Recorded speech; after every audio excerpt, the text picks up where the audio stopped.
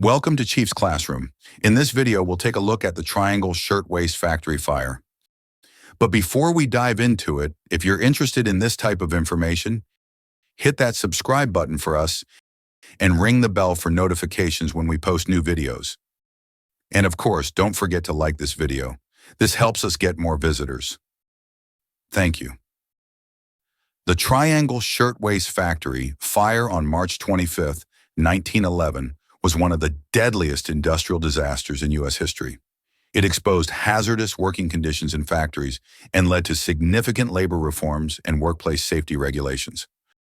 Causes of the fire: unsafe working conditions.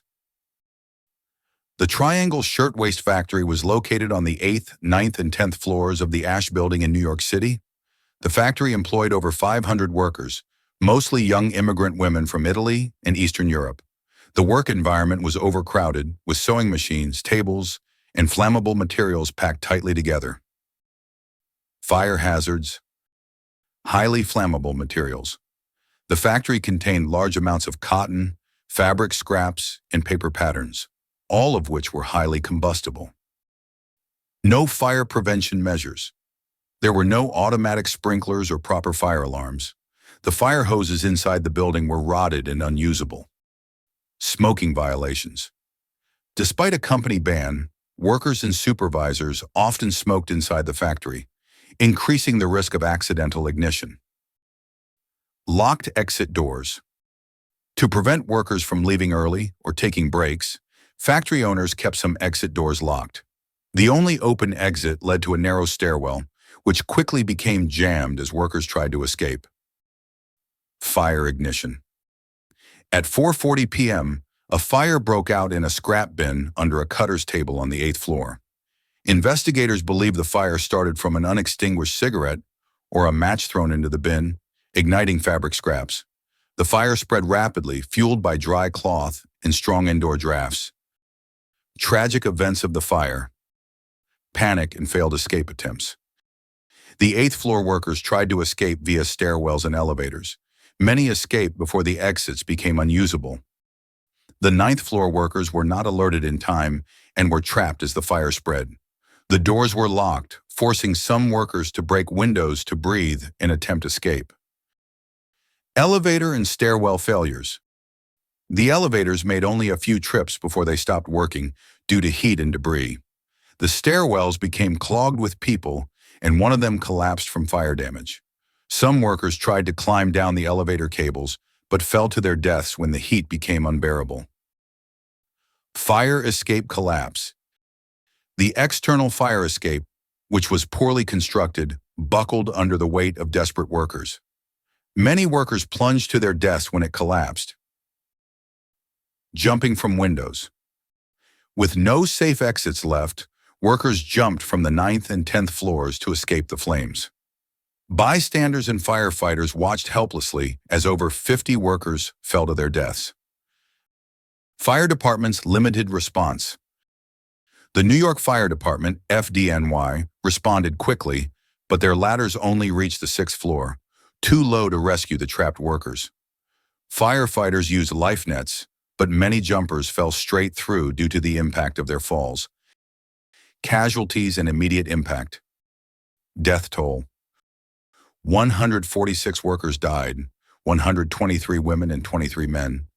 The majority were teenage girls and young women, some as young as 14. Injuries. Dozens of workers suffered severe burns, smoke inhalation, and broken bones from jumping out of windows. Owner negligence. The factory's owners, Max Blank and Isaac Harris, had a history of fire code violations.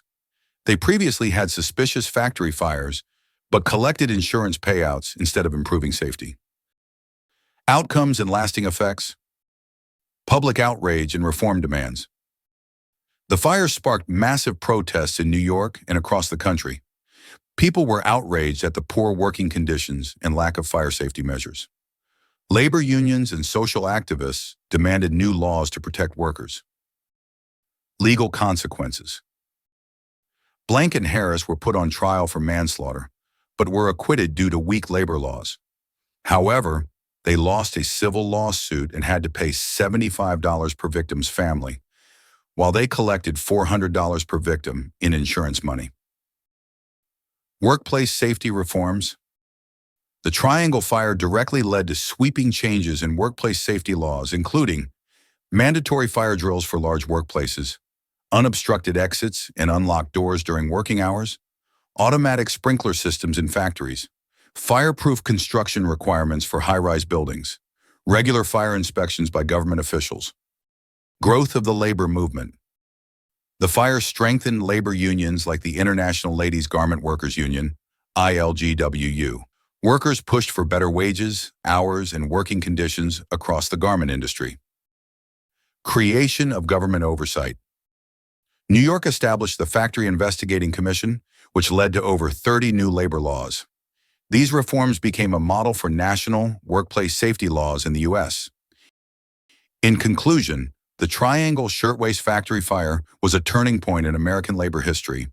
While it resulted in great tragedy, it also led to major advancements in fire safety, workers' rights, and building codes.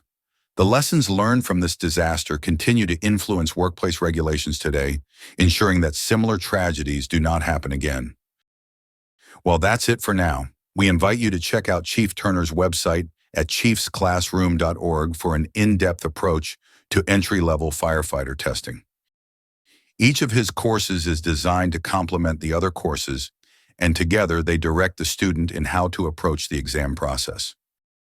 He looks forward to seeing you in one of his firefighter courses.